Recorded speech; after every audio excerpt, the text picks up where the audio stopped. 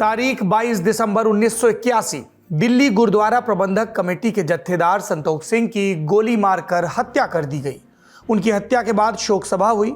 पंजाब से कई ट्रकों का काफिला आया जो लुटियंस दिल्ली के कई चक्कर लगाकर गया। काफिले में हथियारबंद साथियों के साथ खुले ट्रक पर एक व्यक्ति बैठा था, नाम जनरल सिंह भिंडरावाले। सत्ता के केंद्र में आकर मानो वो हिंदुस्तान की समूची सरकार को चुनौती दे रहा था। ये वो वक्त था जब खालिस्तान की मांग जोरों पर थी और पंजाब में कई हिंदुओं की हत्या हो चुकी थी, जिसके आरोप भिंडरावाले पर लगे थे। इस घटना का जिक्र करते हुए कई वरिष्ठ पत्रकार और जानकार कहते रहे कि जब भिंडरावाले 1981 में दिल्ली आया, उसी वक्त अगर उसे गिरफ्त में लिया जाता तो शायद 1984 में ऑपरेशन ब्लू स्टार की नौबत ना आती। अगर मगर की ये बाइनरी एक बार फिर से उभर चुकी है। वजह है वारिस पंजाब संगठन का प्रमुख अमृतपाल सिंह, जो खुद को भिंडरावाले की तरह पेश करने की कोशिश कर रहा है। नमस्कार, मेरा नाम सौरभ द्विवेदी है और आप लल्लन टॉप शो देखना शुरू कर चुके हैं। शो में आज हम विस्तार से अमृतपाल के उभार, खालिस्तान के सेपरेटिस्ट मूवमेंट को पाकिस्तान से मिलने वाले सपोर्ट, पूरी दुनिया में नजर आ रहे इसके इम्प्रिंट, इसकी गंभीरता, इसके पॉलिटिकल असर और ये जो बार बार दलील दी जा रही है कि अलग खालिस्तान की मांग किस तरह से समानांतर है हिंदू राष्ट्र की मांग के, इन सब पर विस्तार से बात करेंगे।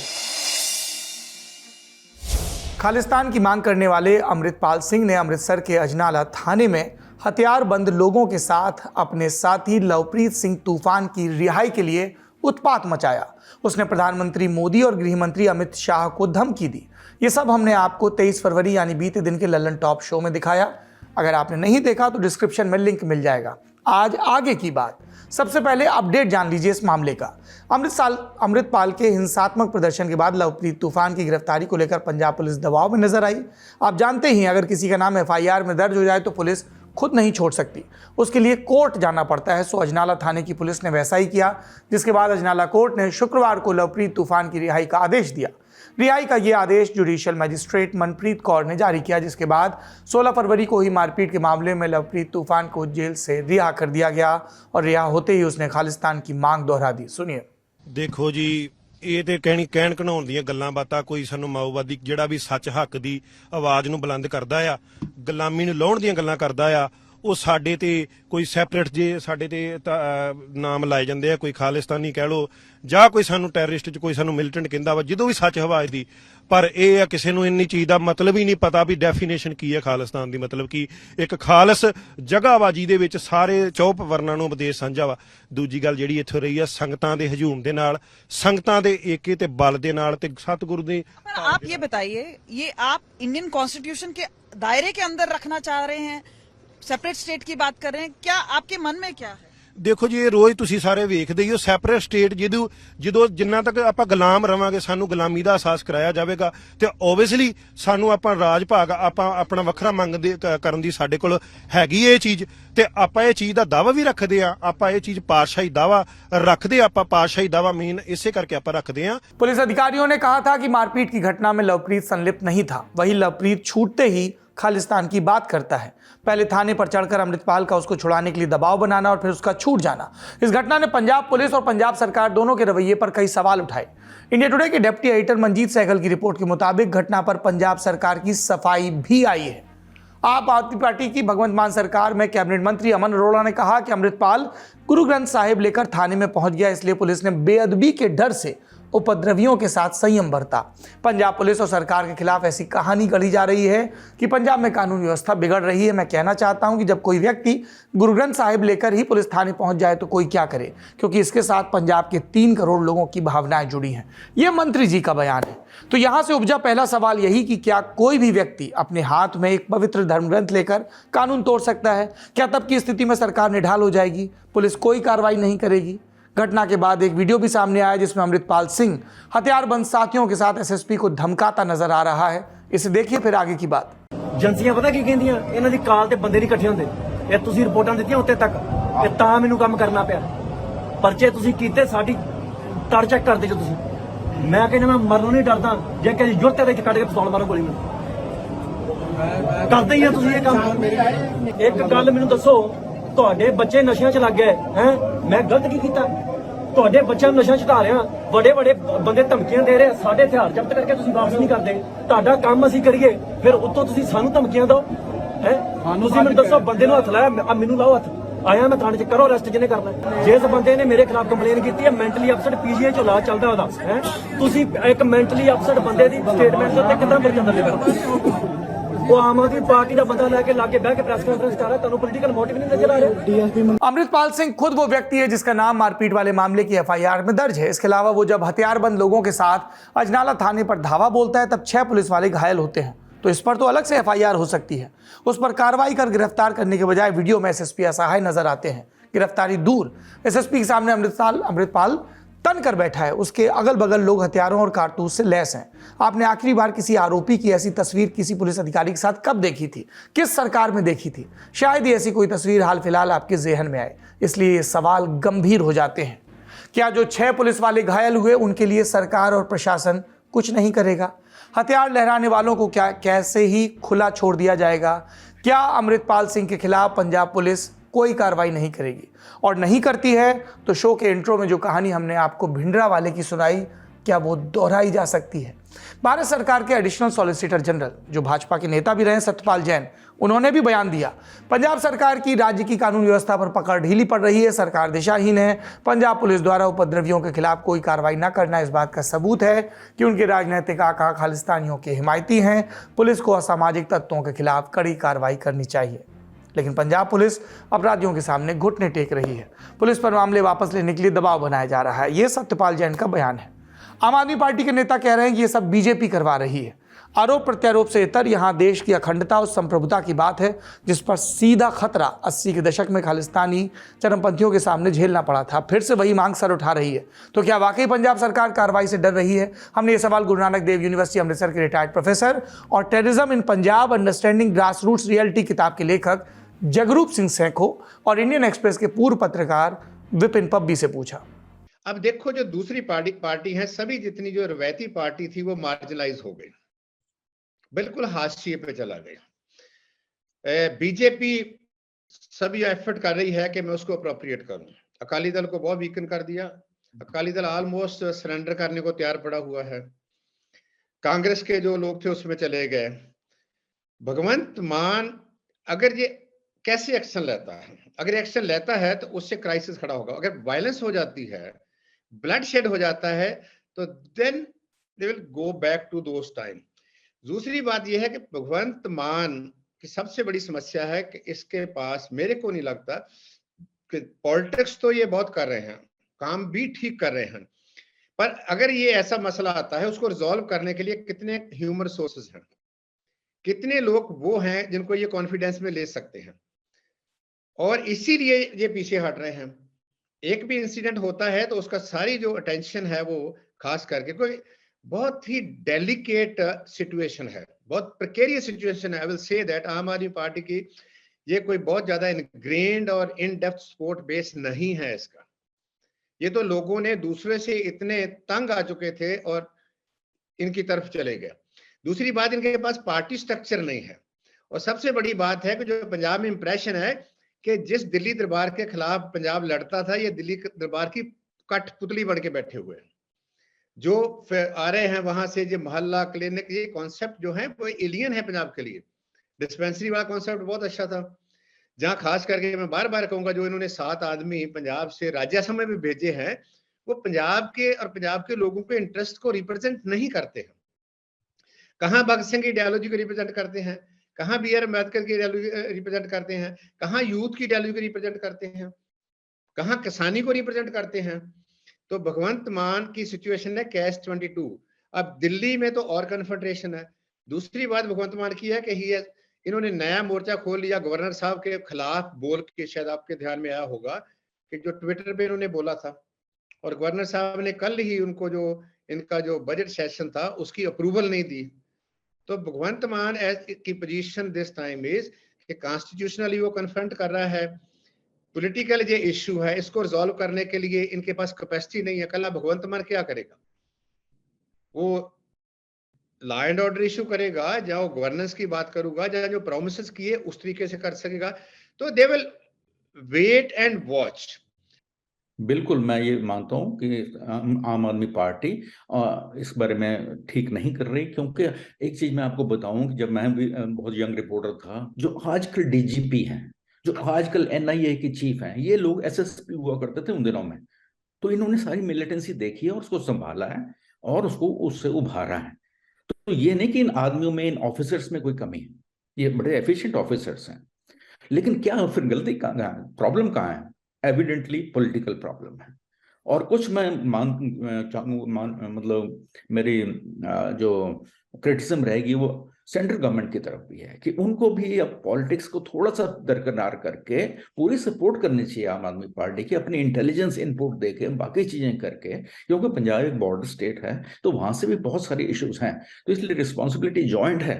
लेकिन जो पर्टिकुलरली लॉ एंड ऑर्डर की सिचुएशन आती है वो तो फिर स्टेट गवर्नमेंट की है।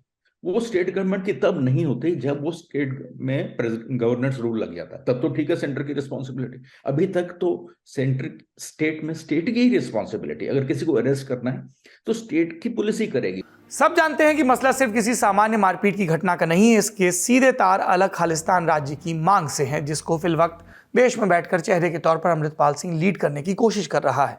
90 का दशक खत्म होते होते खालिस्तानी मिलिटेंसी को खत्म कर दिया गया। जो बचे वो दूसरे मुल्कों में शरण लेकर अंदर खाने थोड़ी बहुत गतिविधियां करते रहे। ये पहला मौका है जब खुले तौर पर भारत में रहकर व्यक्ति और संगठन इस तरह से खालिस्तान की हिमायत कर रहे हो। पुलिस प्रशासन नतमस्तक है। सुनिए अमृतपाल ने इंडिया टुडे की कमलजीत सिंह संधू को दिए इंटरव्यू में क्या कहा। क्या इरादा है, क्या मंशा है? जिस तरह से आज भी कन्फ्रंटेशन हुआ है, जहां पे हमने देखा है कि पुलिस के साथ है, समर्थक हैं आपके, वो भिड़े हैं, तो लोग अब जानना चाहते हैं कि आपके मन में क्या है, क्या विचार है? See, I didn't threat Amit Shah or Modi. Media kindly misquoted it. Amit Shah said he will crush the Khalistan movement in an interview. When you want to crush or suppress a peaceful movement, that's totally allowed in democracy, like a Hindu Rashtra movement, like the socialist movement or any other movement. When a home minister says he will crush something, it's not a kind of home minister say something. I just refer to the history. I said Indira Gandhi did the same mistake. It's not just about she got killed after that. It's not about her murder. It's all about what happened after that. After attacking Darbar Sahib, there is a 10 years long militancy period in Punjab. Thousands of Sikh got killed in Delhi genocide. So it's not about threatening Amit Shah. He is threatening Sikh community.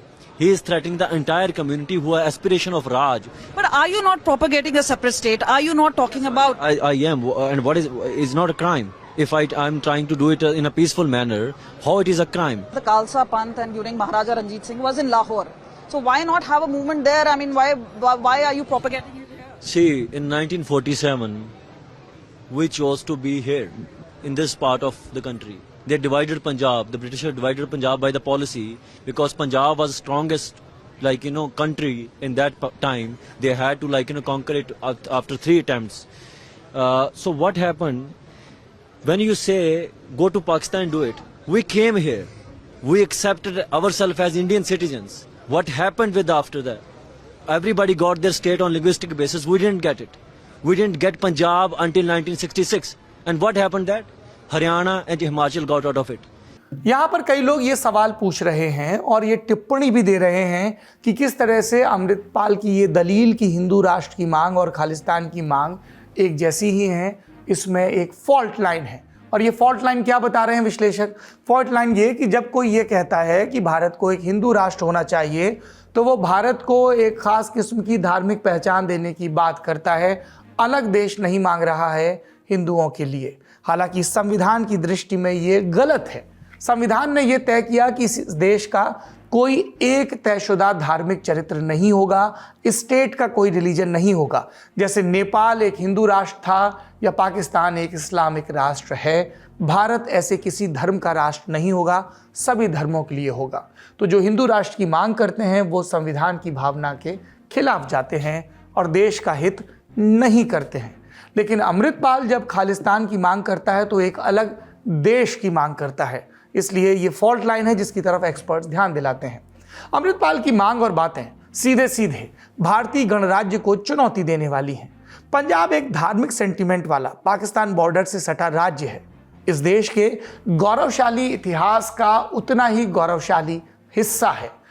गुरुओं की जमीन है, सूफियों की, कलाकारों की, बहादुर सिपाहियों की, किसानों की जमीन है।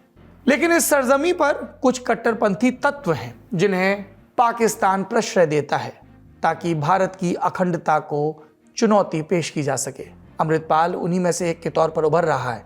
कुछ लोग उसकी तुलना भिंडरावाले से कर रहे हैं। पंजाब यूनिवर्सिटी के प्रोफेसर आशुतोष उस दौर को देख चुके हैं और भी कई जानकार हैं। हमने उनसे इस ट्रेंड पर टिप्पणी मांगी। मुझे लगता है कि देखिए, ये तो हमारे यहाँ भारतवर्ष में भक्ति भावना की परंपरा रही है, तो कुछ लोग जाहिर है कि अनुयायी रहे हैं, भिंडरावाले के फॉलोअर रहे हैं, तो ये उनकी जो करिश्माई व्यक्तित्व था उनका कुछ लोगों के लिए, उसको भुनाने की कोशिश तो दूसरे लोग भी करेंगे ही। तो ये कोई ऐसी पहली बात नहीं है, पहला कोई इंसान नहीं है जो कि ऐसा कुछ कर रहा है। पहले लोगों ने भी कोशिश की होगी, मेरा ख्याल है। तो ये क्योंकि कुछ यूथ के लिए, कुछ लोगों के लिए भिंडरावाले जो हैं वो एक आइकनिक फिगर माने जाते हैं, तो कोशिश होती है कि उनकी नकल की जाए, उनको कैसे। ये तो आप देखो, ये तो भारतीय राजनीति में कोई नई बात नहीं है। सोनिया जी को आप देखो तो वो इंदिरा गांधी के मतलब ड्रेस और उनका जो मैनरिज्म है वो कॉपी करने की कोशिश होती है ना। तो इसमें कोई ऐसी बात नहीं है कि अमृतपाल जी जो है वो सेकेंड भिंडरावाले बन जाएंगे। कोई कंपैरिजन नहीं है। 70s का जो राइज था भिंडरावाले एक इंस्टीट्यूशन के हेड बने थे जिसको दमदमी टकसाल बोलते हैं, और वो वहां उनके वो और हैं, ये किसी इंस्टीट्यूशन के साथ अभी जुड़े नहीं हुए हैं, और थोड़ा ही समय पहले ये दुबई से आए हुए हैं, और इसीलिए अभी तक लोगों को ये नहीं यकीन हो रहा है कि ये क्या मतलब क्या फिनोमेना क्या है और ये किस प्रोसेस में आगे बढ़े हैं। मैं वो थोड़ा इसको जोड़ना चाहता हूँ कि एक वारिस पंजाब की जथेबंदी, ये नई जो जथेबंदी बनी है, ये बात तो बहुत क्लियर है कि पंजाब का जो डेमोग्राफिक स्ट्रक्चर है चेंज हो रहा है। पंजाब का पॉपुलेशन ग्रोथ वैसे ही कम हो रहा है। पंजाब में इनवॉलंटरी माइग्रेशन बहुत बढ़ रही है, जो बाहर लोग जा रहे हैं। पंजाब की राजनीति में वैक्यूम है। जो अभी आम आदमी पार्टी है ये वैक्यूम से आई है, कोई ये नहीं है कि उनको बहुत बड़ा वो किया था। जो 70 के साथ कंपेयर करते, मेरे को अभी लगता नहीं, कंपैरिजन बनता नहीं है। उस समय में पंजाब में 2 स्टेक होल्डर थे, कांग्रेस और अकाली थे।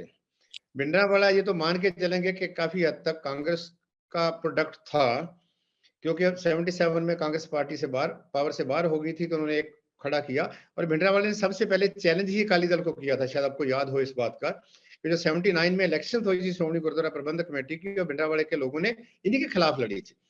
उन्हीं के खिलाफ भी वो क्रिटिसाइज करते थे, पर बाद में तो सिचुएशन और तरीके से बदल गई। अब पंजाब में 4 स्टेक होल्डर्स हैं। भिंडरावाला एक दिन में नहीं बना था, तो लार्जर देन साइज का कॉन्सेप्ट, उसका स्पेस बहुत लंबा था। 77 के बाद वो आए हैं, 78 में जो इंसिडेंट होया, और 84 तक वो 6 साल उसमें रहे। उस समय के हालात और इस समय के हालात में बहुत जमीन आसमान का फर्क है।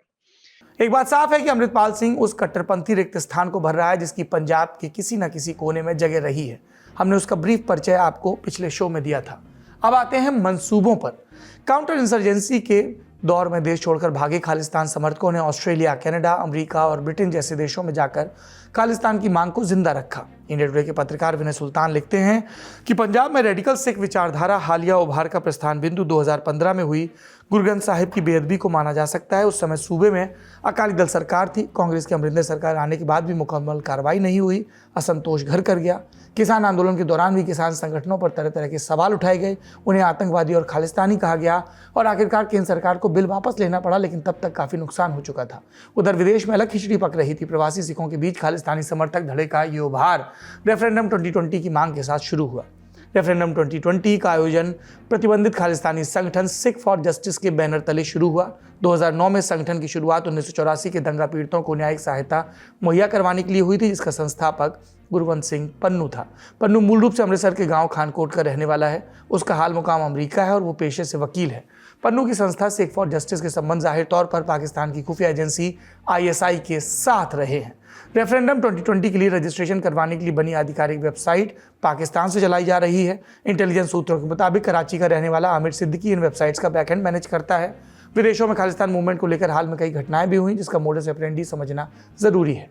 17 जनवरी 2023 को मेलबर्न के ही शिव विष्णु टेम्पल और 12 जनवरी को स्वामीनारायण मंदिर पर खालिस्तानी नारे लिखे मिले। 23 जनवरी के रोज मेलबर्न के अल्बर्ट पार्क स्थित हरे कृष्ण इस्कॉन टेम्पल की दीवारों पर भारत विरोधी नारे लिखे मिले। 29 जनवरी को ऑस्ट्रेलिया के मेलबर्न में खालिस्तान समर्थकों और आम हिंदुस्तानियों के बीच झड़प हुई।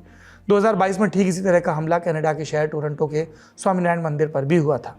अगस्त 2022 में सैन फ्रांसिस्को के भारतीय काउंसलेट पर भी भारत विरोधी नारे पोते गए थे।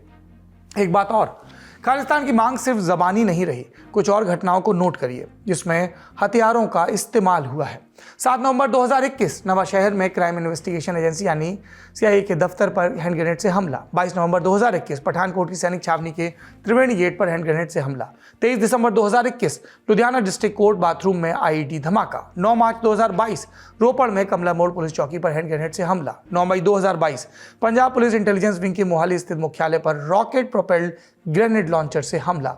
10 दिसंबर 2022 तरनतारन के सरेली पुलिस स्टेशन पर रॉकेट प्रोपेल्ड ग्रेनेड लॉन्चर से हमला। ये सारे घटनाक्रम बताते हैं कि अंदर ही अंदर बहुत कुछ पक रहा है। इस बीच अमृतपाल का उभार होता है, सोशल मीडिया के जरिए हीरो बनता है, बाकायदा दस्तारबंदी होती है और वही सब बातें जो भिंडरावाले करता था, मसलन ड्रग्स का मुद्दा उठाना, हाथ में तीर रखना, पूर्व मुख्यमंत्री बेअंत सिंह के हत्यारे बलवंत सिंह राजवाना समेत आतंकवाद के दोषियों की रिहाई की मांग करना। इतिहास में दर्ज है, एक वक्त तक भिंडरावाले को कांग्रेस के कई नेताओं का सत्ता का संरक्षण प्राप्त था। फिलवक्त अमृतपाल के साथ संगरूर से सांसद और कट्टरपंथी विचारों के नेता सिमरनजीत सिंह मान खड़े। हम जानते हैं लॉ एंड ऑर्डर राज्य का विषय है, लेकिन देश विरोधी गतिविधियों और आतंकवाद की गुंजाइश में केंद्र दखल देता है, तो क्या यहाँ भी केंद्र को हस्तक्षेप करना होगा?